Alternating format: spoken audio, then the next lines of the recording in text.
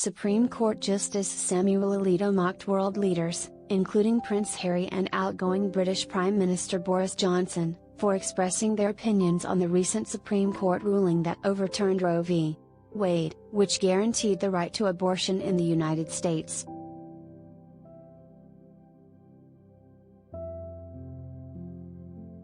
I had the honor this term of writing, I think, the only Supreme Court decision in the history of that institution that has been lambasted by a whole string of foreign leaders, who felt perfectly fine commenting on American law, Alito told an audience in Rome during a keynote address at the 2022 Religious Liberty Summit earlier this month.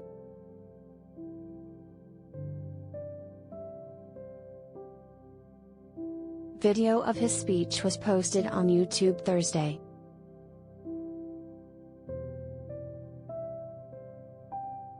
One of these was former Prime Minister Boris Johnson, but he paid the price, Alito said, apparently making a joke about Johnson's decision to step down as Prime Minister amid scandal and growing criticism of his leadership.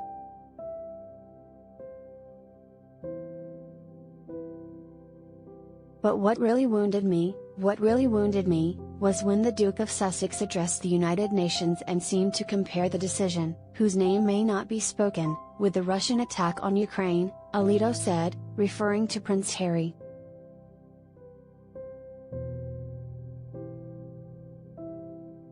The royal, who now resides in California, recently gave a special address in honor of Nelson Mandela Day at the United Nations.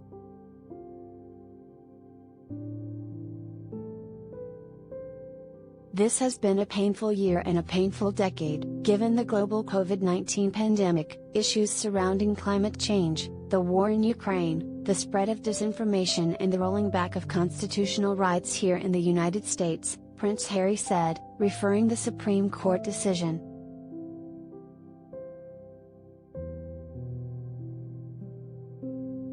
Johnson, in June, called the ruling a regretful step backward but added that he was speaking as someone looking in from the outside.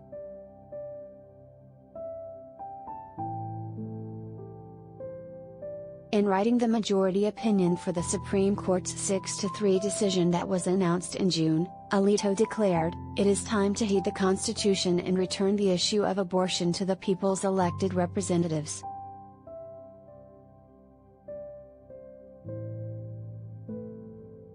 The decision reversed nearly 50 years of precedent and instantly changed the landscape of women's reproductive rights in the U.S., where abortion was quickly banned in multiple states and nearly half the country expected to enact near-total bans on the procedure in the months that followed.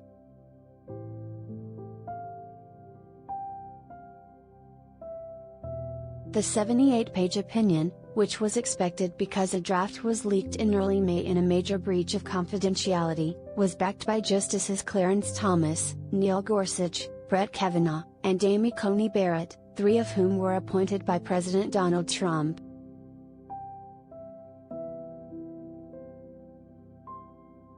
Other world leaders who voiced their views on the decision also came up during Alito's speech in Rome.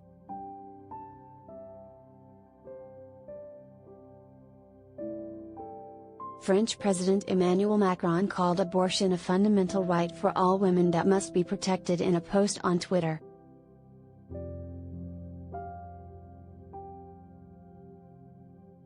The news coming out of the United States is horrific, Canadian Prime Minister Justin Trudeau said in his own tweet following the Supreme Court decision. "My heart goes out to the millions of American women who are now set to lose their legal right to an abortion. I can't imagine the fear and anger you are feeling right now."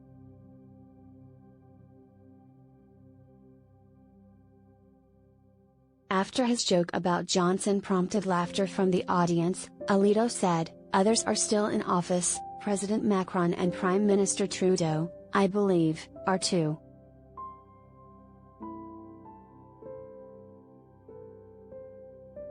Despite this temptation, I am not going to talk about cases from other countries, Alito continued. "All I'm going to say is that if we are going to win the battle to protect religious freedom in an increasingly secular society, we will need more than positive law.